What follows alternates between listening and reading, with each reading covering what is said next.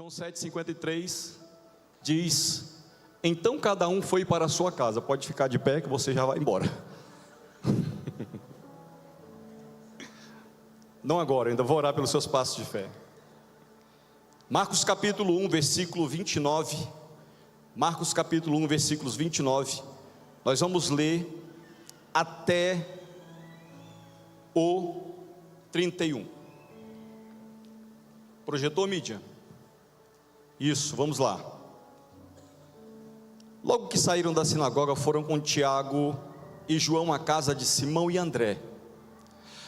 A sogra de Simão estava de cama com febre e falaram a respeito dela a Jesus. Preste atenção. Então ele se aproximou dela, tomou-a pela mão, ajudou a levantar-se e a febre a deixou e ela passou a servi-lo. Ela passou o quê? Pai, nós te louvamos mais uma vez, te agradecemos pela tua palavra, pelo privilégio de estarmos aqui mais uma vez. Se não fosse a tua misericórdia, nós não suportaríamos, Senhor, talvez os ataques do inimigo. Se não fosse a tua graça, nós não estaríamos de pé, mas o teu amor, Senhor, nos alcançou. A única coisa que eu te peço é que o Senhor fale conosco nessa noite, em nome de Jesus. A igreja pode dizer amém? Graças a Deus. Por que eu comecei com esse texto de João 7,53? O texto diz: e todos foram para a sua casa. Penso eu que a casa é o melhor lugar onde nós podemos estar, ou pelo menos deveria ser.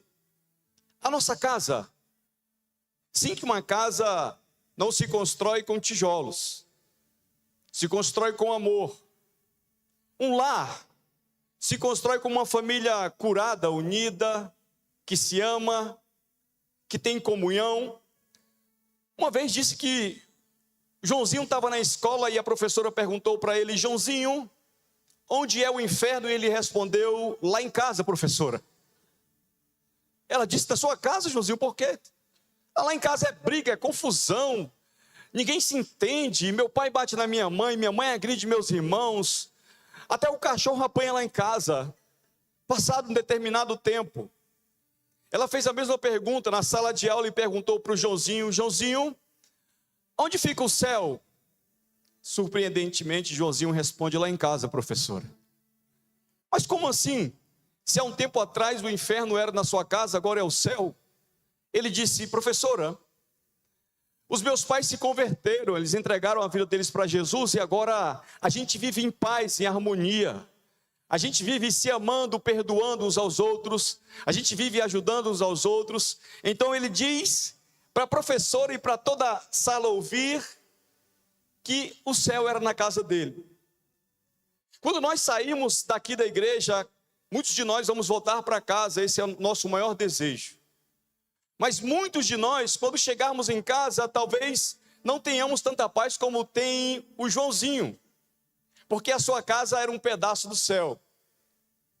Na verdade, muitos de nós que estão aqui nem gostariam de voltar para casa, porque talvez tenham muitos problemas, sabe, muitas dificuldades, muitas lutas.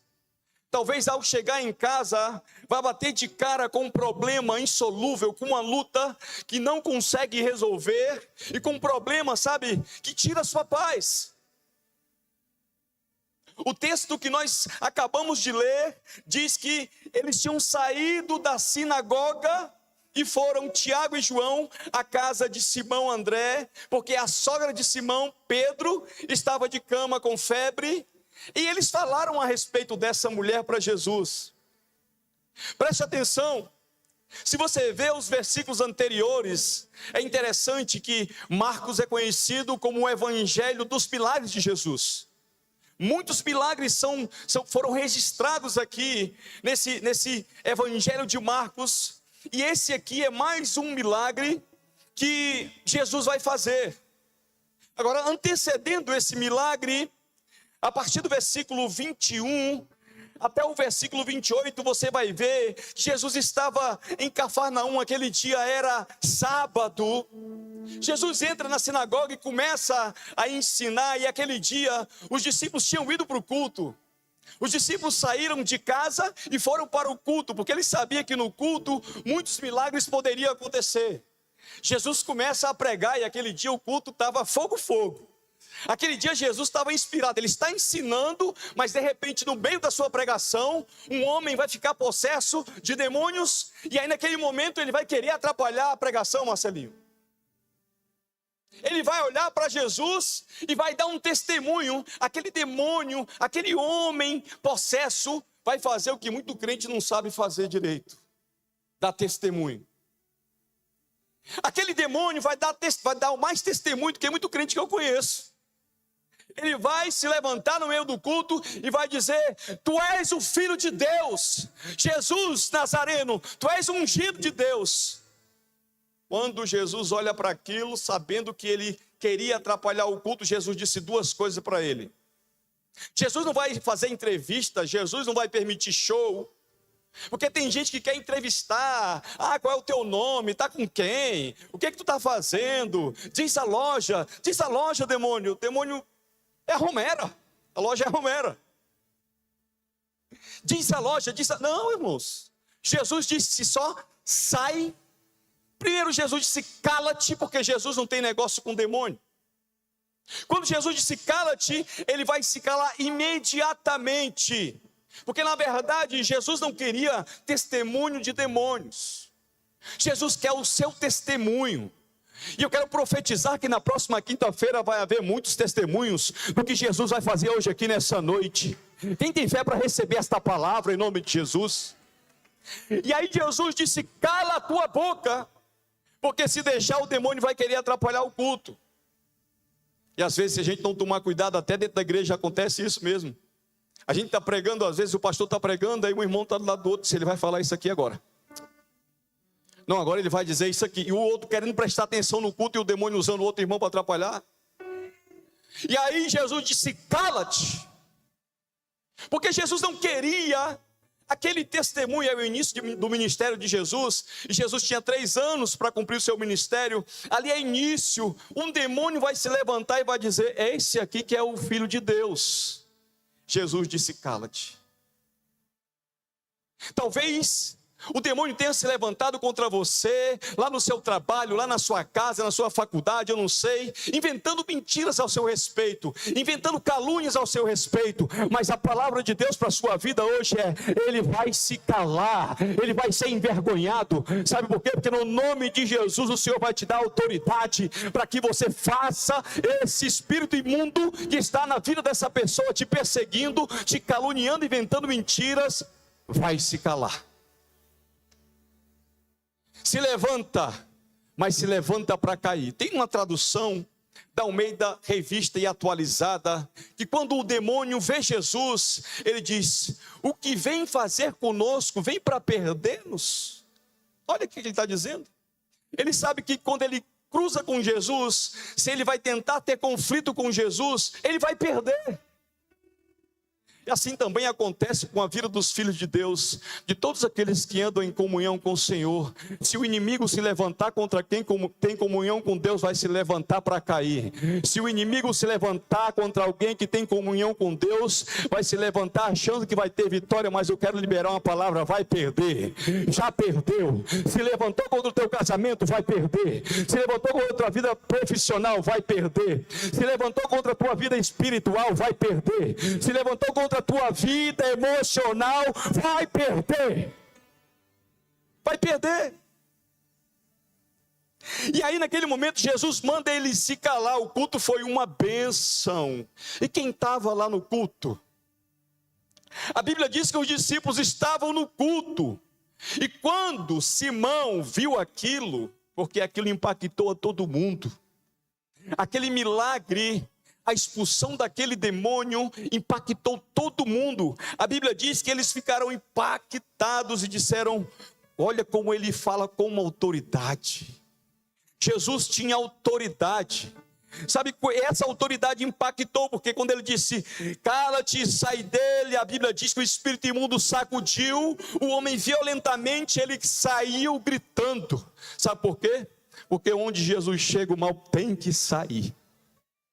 Aonde Jesus está, o mal tem que ir embora. Aonde Jesus está, a saúde tem que entrar, a enfermidade tem que sair. Aonde Jesus está, a escassez tem que dar lugar à abundância, porque Jesus está aí. Aí os discípulos viram o que estava acontecendo. Eles pensaram: agora nós vamos levar Jesus até onde estava o problema. Quem tem pelo menos um problema aí, levanta a mão, deixa eu ver. Quem não tiver, vai jogar pelo menos uma meia dúzia dos meus. Porque o negócio não é brincadeira não. Então eles saem de casa, a notícia vai se espalhar a respeito de Jesus, que Jesus estava naquele lugar e aquele homem era poderoso, ele tinha poder para fazer milagres. Um homem foi expulso, sabe, de um espírito imundo que perturbava a sua vida. E a Bíblia diz que logo eles saíram e foram até a casa de Simão e de André, porque a sogra dele estava de cama, estava doente, estava com febre. Agora preste atenção, eles saíram e levaram Jesus para casa, eles levaram Jesus onde estava o problema. Certa vez um centurião vai procurar Jesus, porque o seu servo estava enfermo. Ele procura Jesus porque ele sabia que Jesus tinha poder e autoridade para curar o seu servo. Ele disse que Jesus tem autoridade, e se ele desse apenas uma palavra, o seu servo seria curado. Onde estava o problema do centurião? No quartel? Estava a mulher cananeia vai procurar Jesus, porque ela tinha uma filha que estava horrivelmente endemoniada. Aquela mulher, imagino que sofria, aquela mulher não tinha paz, aquela mulher, sabe, morria de vergonha, porque ela tinha uma filha endemoniada dentro de casa. Mas aquela mulher vai procurar Jesus, para que aquele problema dentro de casa fosse solucionado. Ei, deixa eu te falar uma coisa, talvez você tenha saído de casa com um problema, e você veio aqui essa noite dizendo: eu tenho certeza que o Senhor não mudou e Ele pode solucionar o meu problema. Você saiu de casa dizendo: eu vou lá na CB Vida hoje à noite no Passo de Fé, porque eu acredito que o mesmo Deus que libertou aquele homem na sinagoga, que libertou a filha da mulher cananeia, que libertou aquele filho daquele homem que sofria oprimido por espíritos imundos, que pegava ele e lançava no fogo, pegava ele e lançava na água, tentando matar, também é Deus para resolver o meu problema. Tem alguém que veio assim nessa noite? Diga amém. Se eu fosse dar um tema para esta palavra, eu daria: curados para servir. Porque eu sei que aqui nessa noite existem pessoas que foram salvas e estão servindo. Existem pessoas aqui nessa noite que foram curadas e hoje estão servindo. Existem pessoas que foram abençoadas e que hoje estão servindo. Existem pessoas que tiveram experiências poderosas com Deus e hoje estão servindo. Sabe por quê? Porque se Deus te salvou, se Ele te libertou, se Ele quebrou tuas cadeias, se Ele te levantou, se Ele te perdoou, se Ele te livrou da morte, se Ele restaurou teu casamento, foi para que você servisse a Ele. Se eu parasse para conversar com qualquer pessoa aqui e perguntasse: você algum dia passou por uma grande luta, que só o Senhor pudesse mudar a tua história? Quando a gente está numa situação como essa, eu sei como é que é. A primeira coisa que a gente faz, pastor João, é votar com Deus. É não? Se o Senhor me tirar desse leito de enfermidade, se o Senhor me livrar da morte, eu vou servir a Ele. Se o Senhor abrir essa porta de emprego, se o Senhor me fizer passar por todos esses concorrentes, eu vou servir a Ele. Se o Senhor me livrar dessa depressão, se o Senhor me tirar do quarto escuro, se o Senhor me tirar dos psicotrópicos, eu vou servir a Ele. Se o Senhor restaurar meu casamento, se o Senhor livrar o meu marido das drogas, se o Senhor tirar meu filho das facções, eu vou servir a Ele.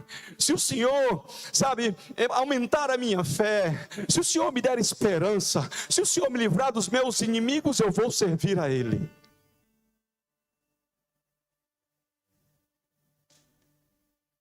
Se o Senhor fizer tal coisa por mim, eu vou servir a ele. Então, levam Jesus até a casa de Pedro, e eu acho isso muito legal, porque muita gente vem na igreja, às vezes, apenas para solucionar os seus problemas, e quando passam aquela porta, esquecem quem é Jesus. Jesus não é menino de recado, Jesus não é meu servo, Jesus não é o gênio da lâmpada que você esfrega e fala: Jesus, eu quero casar. Ah, Jesus, me dá um lourão tipo australiano, rico, bem sucedido. Ah, tem que ter carro importado, porque carro popular não serve, o carro tem que ser automático. Não. Senhor, não quero liso. Senhor, não quero pobre. Senhor, não quero quebrado. Mas eu tenho certeza que todos vocês, ao saírem daqui nessa noite, com essa mesma expectativa que os discípulos tiveram quando levaram Jesus até a casa de Pedro, vão levar Jesus para sua casa também. Quem vai levar Jesus para casa? Quem vai levar Jesus para casa? Diga amém. Quem vai levar Jesus para casa, dá um glória a Deus para o inferno estremecer. Quem vai levar Jesus para casa, diga glória a Deus. Aplauda o Senhor bem forte.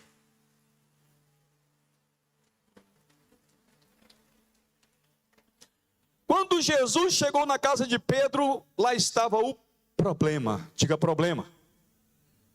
Eu disse que quem estava doente era quem? Mas a sogra de Pedro não era o problema era a doença dela. Agora preste atenção, porque a sogra de Pedro, a Bíblia diz que estava acamada com febre. Nós sabemos que a febre não é a doença, a febre é o sintoma de que algo está errado. Esta febre que acamava a sogra de Pedro, essa febre que quase matava a sogra de Pedro, era uma malária que dava na época naquele lugar, que matava muitas pessoas. Então eles vão com Jesus para casa, a primeira coisa que eles fazem é falar do problema para Jesus. Ei, deixa eu te falar uma coisa, antes de você ir no médico falar desse problema para Jesus, antes de você ir para a farmácia comprar o remédio, fala desse problema para Jesus. Antes de você enfrentar esse problema que você luta há muito tempo e não consegue resolver, fala dele para Jesus. Deixa Jesus ciente. Porque muitas vezes nós fazemos isso, sabe? Como se isso fosse a última coisa que nós pudéssemos fazer. Antes de tudo, ore. A oração não pode ser a última coisa a ser feita. A oração precisa ser a primeira coisa a se fazer quando nós temos um problema insolúvel. É a oração que remove as montanhas por meio da fé. É a oração que nos faz ver o impossível acontecer. Então, eles levam Jesus até a casa de Simão, e quando Jesus chega naquele lugar, ele se aproxima daquela mulher, ele pega aquela mulher pela mão, e de repente ele ajuda aquela mulher a se levantar. Parece que eu vejo Jesus entrando na casa de Simão, dizendo: Simão, ainda bem que você me procurou a tempo, ainda bem que você me trouxe na casa, ainda bem que você colocou esse problema nas minhas mãos, porque hoje esse problema vai ser resolvido, hoje esse mal vai deixar a tua casa, porque quando Jesus entra na casa, o mal tem que sair, quando Jesus entra na casa, o mal tem que sair, porque Jesus hoje está aqui na casa e vai entrar nessa casa e você vai ser vitorioso em nome de Jesus. Foi para mim esse aplauso? Foi para mim? Porque se for para ele pode ser mais forte. Só ele é digno, a glória é dele, tudo é para ele. Glória a Deus. E aí, Jesus pega o problema. Lembra? quando Jairo procurou Jesus para que curasse a sua filha, ele disse: minha filha está enferma, mas se tu fores na minha casa e impusere as mãos, ela vai ser curada. Em outras palavras, ele está dizendo assim: já fui em vários médicos, mas ninguém curou, já tentei de todas as formas, não consegui, mas eu sei que se o Senhor tocar nela, se o Senhor impor as mãos nela, ela vai ser curada. Nós sabemos que a filha de Jairo vai morrer, mas Jesus não cura aquela menina, Jesus ressuscita. Eu entendo algo muito interessante aqui nesse momento, porque nem sempre Deus vai fazer aquilo que a gente quer, do jeito que a gente quer, mas pode ter certeza de uma coisa: Ele vai fazer muito mais abundantemente, além do que aquilo que pedimos e pensamos, segundo o seu poder que opera em nós.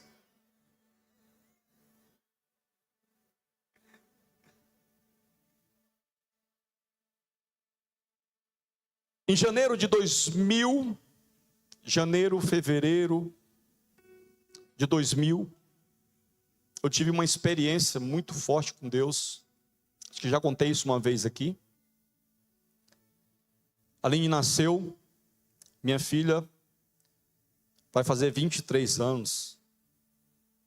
Eu lembro que na porta da UTI da Fundação Hospitalar, eu ouvi uma médica dizer assim: para a medicina não tem jeito.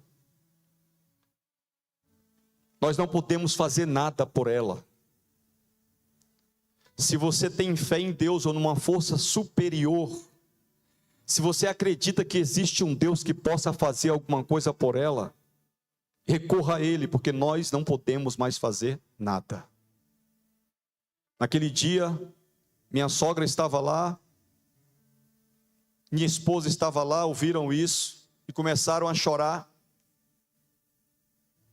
Eu virei meu rosto para a parede e falei: se Deus tem poder para curar a minha filha, se Deus tem poder para não permitir que ela permaneça viva, para permitir que ela permaneça viva, para não permitir que ela morra, eu vou fazer uma aliança com Deus.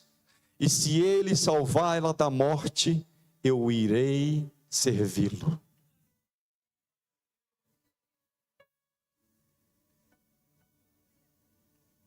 O que você está esperando para fazer essa aliança com Deus?